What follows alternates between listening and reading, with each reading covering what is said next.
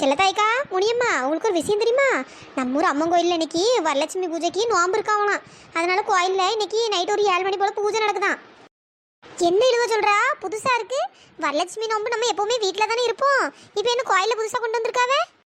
அதானே, ஒருவேளை நீ தெரியாம சொல்றியா என்ன? எந்த வருஷமும் இல்லாமல் இந்த வருஷம் அது என்ன புதுசாக எப்படி கொண்டு வருவாவே? நான் உண்மையை தான் சொல்கிறேன். இதில் எதுக்கு போய் சொல்ல போகிறேன்? நான் எல்லாத்தையும் விசாரிச்சிட்டேன். கோயிலில் தான் வரலட்சுமி பூஜை பண்ண போகிறாவலாம். பார்த்துக்க, எல்லாரும் போய் கலந்துக்கிடலாமா. கலந்துக்கிடுறவங்களுக்கு சேலை, பொட்டு, பூவு, வேறு ஜாக்கெட்டு பீஸு, வேற பழம், அது இதுன்னு லொட்டு லொசுக்குன்னு எல்லாம் கொடுக்காவ போல. ஒரு தாம்பளை தட்டில் அவ்வளோ இருக்கும் ஃப்ரீயாக கொடுக்காவலாம். அதனாலே நம்ம ஊரில் உள்ள அவ்வளோ பொம்பளை ஆளுகளும் அங்கே தான் போய் வரலட்சுமி பூஜை பண்ணணும் அப்படின்ட்டு பேசிட்டு இருந்தாளுவே. சரி, அதான் உங்கள்கிட்டையும் சொல்லுவோம் அப்படின்னு சொன்னேன். நம்ம வீட்டில் தனியாக கும்பிடனாலும் கும்பிட்டுக்கலாம், கோயிலையும் போய் கும்பிட்டுக்கலாம். பரவாயில்லையே, சேலெல்லாம் கொடுக்காவளாக்கும். ஆமாம் முனியம்மா, சேலெல்லாம் கொடுக்காமலாம். எனக்கே ஆச்சரியமாக தான் இருந்து பார்த்துக்க. எப்போவுமே ஜாக்கெட்டு பிட்டு தான் கொடுப்பாவே பார்த்துக்க. நார்மலாக இப்போ நம்ம வீட்டில் நோம்பு இருந்தாலும் பக்கத்து வீட்டில் 2 3 பேர் கொடுத்தா ஜாக்கெட்டு பிட்டு தான் கொடுப்போம். ஆனால் இங்கே ஜாக்கெட்டு பிட்டு சேலன்னு எல்லாம் தாராவங்காவே. எல்லாம் கோயில் செலவு போல. நம்ம போய் கலந்துக்கிட்டா போதும் போல. பரவாயில்லையே, வீட்டில் கும்பிட்றதுக்கு கோயிலில் போய் கும்பிட்டா நல்லது தான். சரி, அப்போ எல்லாரும் சாயந்தரம் கோயிலுக்கு 7 மணி போல் போவோம். சில தைக்கா, நீங்கள் வருஷம் வருஷம் நோம்பு இருந்துருவீங்களா என்ன?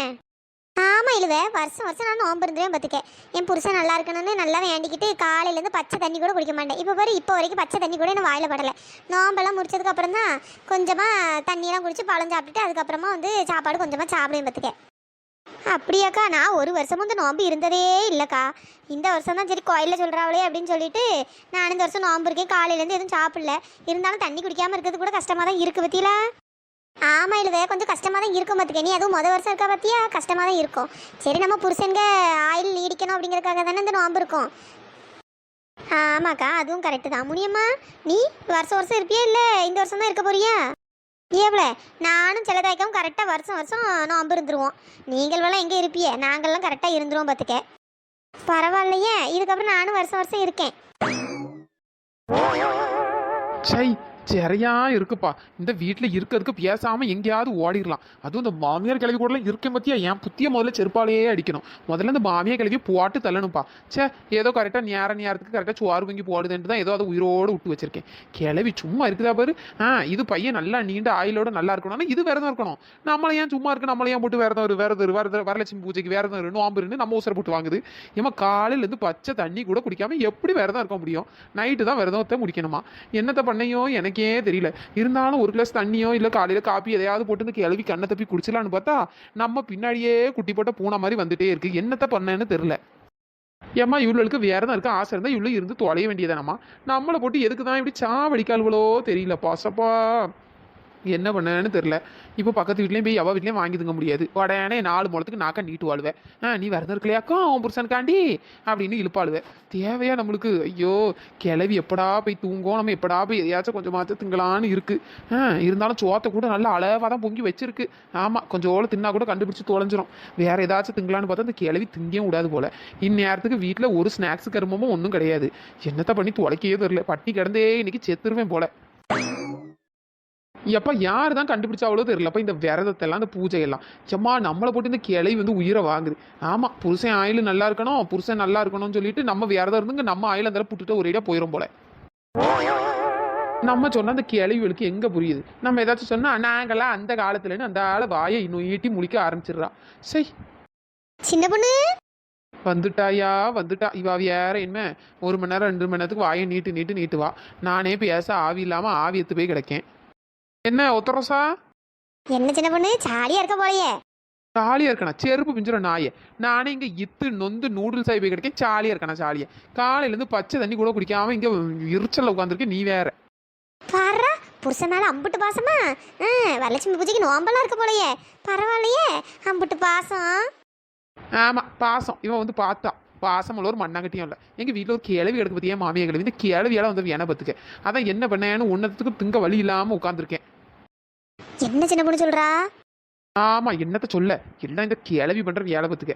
அதுவும் இல்லாமல் நம்ம ஊர் கோயிலில் இந்த தாட்டி தான் ஏதோ வரலட்சுமி பூஜைலாம் ஏதோ செலிப்ரேட் பண்ணுறாவோ போல். செலிப்ரேட்டு அதில் நம்மளும் போய் கலந்துக்கிடணுமா அப்படின்னு கிளவி தான் சொல்லிட்டு கிடந்து நானும் மண்டையாட்டிட்டு இருக்கேன். ஆமாம் சின்ன பொண்ணு, நானே சொல்லணும்னு நினச்சேன் பார்த்துக்க. இந்த தாட்டி நம்ம ஊர் கோயிலில் நல்லா கிராண்டாக செலிப்ரேட் பண்ணுறாங்களாம். அது மட்டும் இல்லைல்ல, புடவெல்லாம் கொடுக்காங்களாம். என்னது புடவெல்லாம் கொடுக்காவலாம்? இதெல்லாம் அந்த மாமியா கிளவி சொல்லே இல்லையே. ஆமா சின்ன பொண்ணு புடவெல்லாம் கொடுக்காவலாம், தாம்பளத்தட்டில் என்னதெல்லாமோ பொருளெல்லாம் வச்சு கொடுக்காவலாம். உன் என்னதெல்லாமோ பேசிக்கிறாளுவே. நல்லா நிறைய தருவான்னு நினைக்கேன். நானும் விரதத்தில் கலந்துக்கணும்னு நினைக்கேன். அதெல்லாம் கரெக்டு தான். கோயிலில் போய் பூஜை பண்ணி விரதம் முடிக்கிறதுல ஒன்றும் பிரச்சனை இல்லை. ஆனால் இங்கே பச்சை தண்ணி கூட பல்லுல படாமல் கிடக்கணுமே, அதுதானே கஷ்டம். கரெக்டு தான், கஷ்டம் தான். பேசாமல் நான் ஒரு ஐடியா சொல்கிறேன் கேளு. வேறு இருக்கா என்ன அந்த பட்டினிக்கிறது சாவே செய்யணும், அதெல்லாம் நம்மளால முடியாது. நான் பாரு காலையிலே நல்ல காப்பியும் குடிச்சு 2 தோசையும் தின்னுபிட்டேன் பத்துக்க. யாவாகிட்டேயும் சொல்லாத, உன் மாமியர்களுக்கு தெரியாமல் உன் பாட்டுக்கு சோத்தை போட்டு தின்னு. ஒரு பிரச்சனையும் கிடையாது பத்துக்க. இப்போ பாரு நம்ம விரதம் இருக்கலன்னு என்ன சாமி வந்து பார்க்க போதா இல்லை நம்மகிட்ட கோவப்பட போதா இல்லைன்னா நம்ம புருஷன் ஆயில இப்போவே தான் எடுக்க போதா? அதெல்லாம் ஒன்றும் கிடையாது பத்துக்க. திங்குறவரை தின்னு ஒரு பிரச்சனையும் இல்லை. ஏப்ல நீ சொல்லியதெல்லாம் கரெக்டு தான். ஆனால் திங்குறதுல தானே பிரச்சனை. ஏன் மாமியாரி சோத்தை கரெக்டாக அழுந்துல பொங்கி வச்சிருக்கா, நான் தான் அதை தின்னதான் அது கண்டுபிடிச்சிருமே. பாரா கிளவி நல்லா உஷாராக தான் இருக்கு பத்துக்க. ஏன் தான் இந்த கிளவியும் இப்படி இருக்காளோ தெரியல. ஆமாம், நல்ல மொவனை பெற்று வச்சிருந்தா நம்மளும் நல்லபடியாக விரதம் இருக்கலாம். இந்த சில தாய்க்கெல்லாம் பாரு புருஷனுக்காண்டி அப்படி விரதம் இருக்காவே, நல்ல மனுஷன். அந்த மாதிரி ஒரு புருஷனுக்காக விரதம் இருக்கலாம். என் புருஷன் பாரு குடியார பையன், அவன் எப்படா போய் சேருவான்னு நான் இங்கே காத்து கிடக்கேன். இதில் நான் அவனுக்காக விரதம் இருந்து வேற நொட்டணுமாக்கும். ஐயோ ஐயோ என்னத்தை சொல்லன்னு தெரியல. உனக்கு புரியுது, இந்த மாமியா கழிவுகளுக்கு புரிய மாட்டேக்கே. சரி சின்ன பொண்ணு, உனக்கு வயிறு பசிதான் பேசாமல் என் வீட்டுக்கு வா, சோறு இருக்கு. இன்னும் கொஞ்ச நேரத்தில் நானும் சாப்பிடுவேன் பத்துக்க. பேசாமல் கதவெல்லாம் மூடிட்டு 2 பேரும் வீட்டுக்குள்ள வந்து சாப்பிடுவோம். சாப்பிட்டுட்டு நம்ம பாட்டுக்கு கணக்கெல்லாமல் இருந்துக்கிடுவோம். அதுக்கப்புறம் நைட்டு பூஜைக்கு போய்க்கலாம். சரியா? நீ யாருக்கிட்டையும் சாப்பிட்டோன்னு சொல்லாத. ஒருத்தரசம் என்ன சொல்றா, உண்மையே சொல்றா? ஆமாம் அப்படியே உண்மையை தான் சொல்கிறேன். நான் தான் காலையில் சோத்தை பொங்கினேன் பத்துக்க. எப்படினாலும் நம்ம திங்கள்னால வீட்டில் உள்ள உதவிங்களுக்கு பொங்கணும்ல. அதே குடிகார புருஷன் என் மாமியா கிழவி எல்லாருக்கும் பொங்கி போடணும்ல. அதனால சேத்தாப்புல எனக்கும் கொஞ்சம் போட்டிருக்கேன். ஒன்றும் பிரச்சனை இல்லை, அப்படியே தின்னுட்டு நம்ம பாட்டுக்கு இருந்துக்கிடலாம். ஐயோ சோறு சோறு சோறு, இப்போதான் எனக்கு மனசுக்குள்ள நிம்மதியாவே இருக்கு. ஏமா வயிறு பசி அப்படி போட்டு கில்லுன்னு கிழிச்சு பார்த்துக்க. சரி சரி வா உத்தரசா சீக்கிரம் போவோம். சரி வா போவோம். வேற வீட்டில் ஆள் இல்லாத நேரம் தான் சாப்பிட முடியும். அது வேற ஒன்று தண்ணி கிண்ணி குடிக்காமல் கொஞ்சம் நேரம் அந்த சோபாவில் உட்காந்து கடை எல்லாரும் போன உடனே கதவு மூடிட்டு நம்ம சாப்பிடுவோம். சரியா? என் மாமியா கிழவி என்ன கொஞ்ச நேரத்தில் வெளியே அங்கே கதை பேச போயிடும் பார்த்துக்க. சரி ஒருத்தரசா அந்த போவோம். ஏமா நல்ல வேலைக்கு நீ வந்தாமா. நான் என்ன நினைச்சேன், சிலதாக விட்டு தான் போகணும்னு நினைச்சேன். ஐயோ ஒன்றுனா 9 பாவா அவைய கடவுள் பக்தின்னு கடவுள் காலடியில் போய் கிடப்பாவே. நமக்கு அதெல்லாம் செட் ஆகாது. நமக்கு ஒன்ன மாதிரி ஆள் தான் செட் ஆகும்.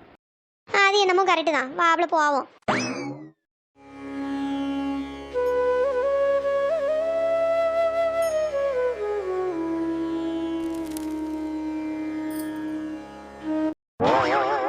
ஒத்தரோசா என்னைக்கு எவ்வளோ நேரம்ல பூஜை நடக்கும்.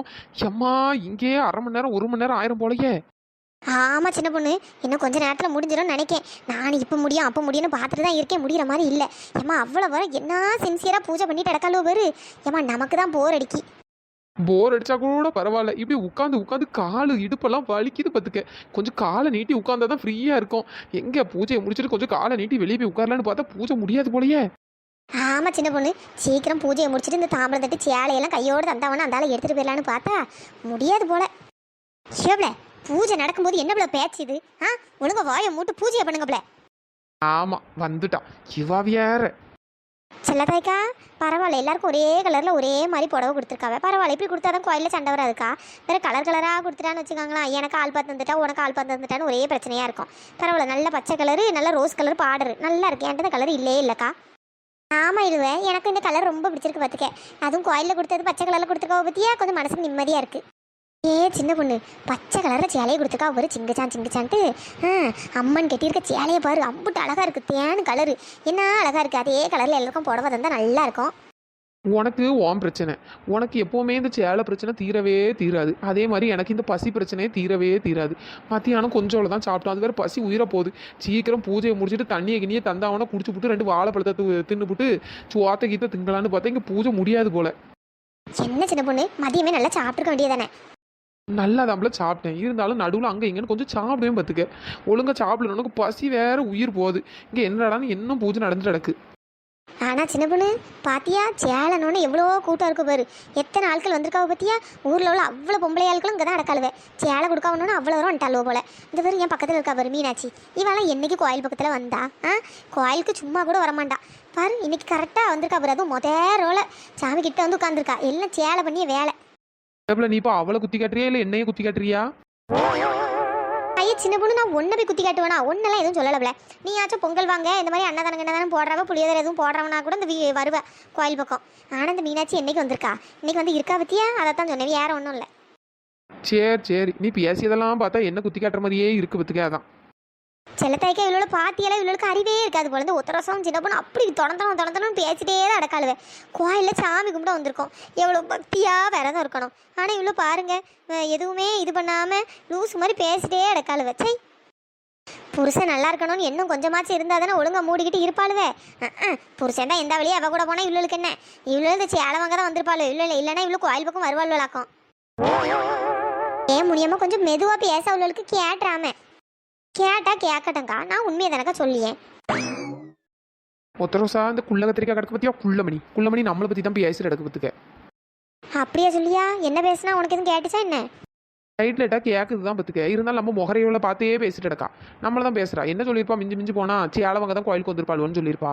வேற என்ன, அது உண்மைதான். இருந்தாலும் வரிசையில் வந்து உட்காந்துருக்கோம் பத்தியா, பின்னாடி அங்கிட்டு இங்கிட்டாவது போய் உட்காந்துருக்கலாம். இவ்வளோ கூட வந்தவர் வரிசையிலேயே தான் உட்காரணும். பின்னாடி உட்காந்தா கூட கொஞ்சம் தெரியாது. வரிசையில் சாமி பக்கத்தில் உட்காந்துக்கிட்டு என்னத்தை பண்ணேன்னு தெரியல. அது என்னமோ கரெக்டு தான் சின்ன பொண்ணு. முன்ன பின்ன இந்த பூஜையை பற்றி ஒன்றும் தெரியாது. அவ்வளோலாம் என்னதெல்லாமோ பண்ணுறாளுவே, நமக்கு ஒன்றும் தெரியல. பேந்த முடிச்சுட்டு இடக்கிறதுக்கு பின்னாடியே இருந்திருக்கலாம். சரி, வந்துட்டோம். சீக்கிரம் பூஜையை முடிச்சு விட்டாங்கன்னா வீட்டுக்கு போகலான்னு பார்த்தா முடிச்சு விட மாட்டாவோ போலையே. செல்லத்தாய்க்கா இனிமேல் நம்ம ஊரில் வருஷம் இதே மாதிரி வச்சு சேலெல்லாம் கொடுப்பாவளோ. ஏன்னா சேலனோட தான் கோயிலுக்கு இவ்வளோ ஆள் வந்திருக்குக்கா. வருஷம் இப்படி கொடுத்தாங்கன்னா நிறைய ஆட்கள் வரவங்கள வேற கட்டுப்படி ஆகாதுல்ல. அது எப்படி கட்டுப்படி ஆகாமல் போவோம்? இங்கே ஏதாவது இடிச்சதுன்னா கோயிலுக்கு வரியை அதிகப்படுத்துவானுங்க, வேற என்ன பண்ணுவானுங்க? அது என்னமோ கரெக்டு தான்க்கா. ஓசையில் தர்றவனு தான் பியாரு. ஆக மொத்தம் நம்மக்கிட்ட வரியை வாங்கி நமக்கே திரும்பி சேராவ. ஏதோ ஒன்று கிடைக்க வர லாபம்னு நினச்சிக்க வேண்டியது தான். ஆமாம் இல்லவே, ஆனால் நல்லா இருக்குது பற்றியா கோயிலில் வந்து இந்த மாதிரி வரலட்சுமி பூஜை பண்ணுறதுக்கு. கோயிலில் நல்லா டெக்கரேஷன் பண்ணி அம்மன் முன்னாடி பண்ணுறதுக்கு ரொம்ப சந்தோஷமாக இருக்குது பத்துக்க. சின்ன பொண்ணு தாலிலாம் வச்சுருக்காவளே, ஒருவேளை நம்ம புருஷன் மார்வலை கூட்டு தான் கெட்ட சொல்லுவாவளோ? ஐயா அப்படியெல்லாம் கிடையாது பத்துக்க. நம்மளையே மாற்றிக்கிட வேண்டியதான். மஞ்சள் கயிறு நம்மளையே மாற்றிக்கிட வேண்டியதான். சேப்பா இப்போ தான் கொஞ்சம் நிம்மதியாக இருக்குது பத்துக்க.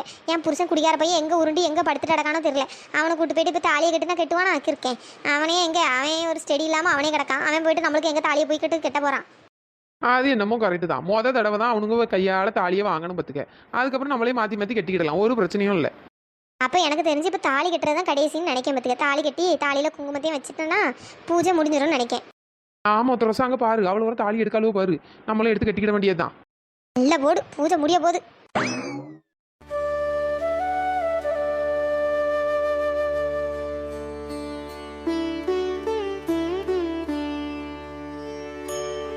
நல்லபடியாக பூஜை முடிஞ்சிட்டு இப்போதான் மனசுக்கு நிம்மதியாக இருக்குது.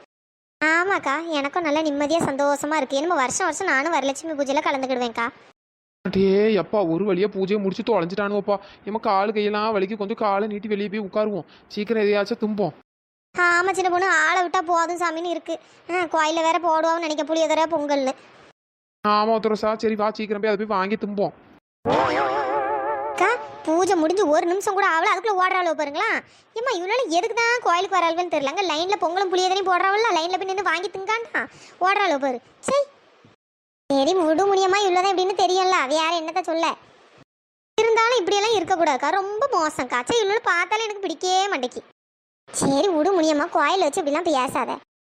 அது என்னமோ கரெக்டு தான்க்கா. நம்மளே நிம்மதியாக இருக்கணும்னு தான் கோயிலுக்கு வரோம். அங்கேயும் இவ்வளோ பற்றி பேசி எதுக்கு பிபி ஏற்றி எதுக்கு நம்ம நிம்மதியை கெடுக்கணும்?